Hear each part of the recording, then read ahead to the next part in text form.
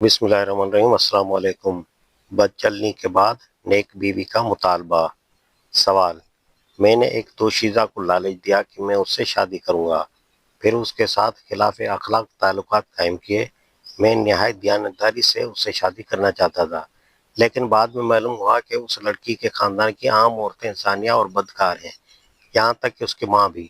اب مجھے خوف ہے کہ اگر میں اس لڑکی سے شادی کر لوں تو وہ بھی بد چلن ثابت نہ ہو۔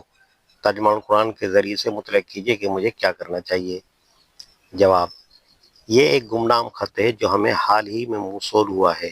عموماً گمنام خطوط جواب کے مستحق نہیں ہوتے، لیکن اس کا جواب اس لیے دیا جا رہا ہے کہ ہماری بدقسمت سوسائٹی میں اس وقت بہت سے ایسے نوجوان موجود ہیں جن کے اندر ساحل جیسی ذہنیت پائی جاتی ہے۔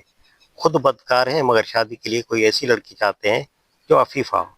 جس ظرف کو انہوں نے خود گندا کیا ہے اسے دوسروں کے لیے چھوڑ دیتے ہیں اور اپنے لیے کوئی ایسا ظرف تلاش کرتے ہیں جو کسی نے گندا نہ کیا ہو۔ جناب سائل سے گزارش ہے کہ جس لڑکی کو آپ نے خود شادی سے پہلے خراب کیا ہے، اس کے لیے اب آپ سے زیادہ موزوں کون ہو سکتا ہے، اور وہ آپ سے زیادہ اور کس کے لیے موزوں ہو سکتی ہے۔ آپ کو اپنے لیے نیک چلن لڑکی کیوں درکار ہے جبکہ آپ خود بد چلن ہیں؟ جب اس لڑکی نے شادی سے پہلے اپنا جسم آپ کے حوالے کیا تھا، کیا اسی وقت آپ کو یہ معلوم نہ ہو گیا تھا کہ وہ بد چلن ہے؟ پھر آپ کو اب یہ اندیشہ کیوں لاحق ہوا کہ آگے چل کر وہ کہیں بد چلن ثابت نہ ہو؟ کیا آپ کا مطلب یہ ہے کہ آپ سے ملوث ہونا تو نیک نیت ہی ہے، اور بد چلنی صرف دوسروں سے ملوث ہونے کا نام ہے؟ پھر اس کے خاندان کی عورتوں پر آپ کا اعتراض بھی عجیب ہے۔ وہ خواتین جیسی بھی ہیں اس لیے ہیں کہ آپ جیسے معزز اصحاب سے ان کا سابقہ پڑا ہے۔ اگر آپ اس راہ پر بعد میں آئے ہیں تو اپنے پیش روؤں کے انجام دیے ہوئے کارناموں سے اتنی نفرت کیوں ظاہر فرما رہے ہیں؟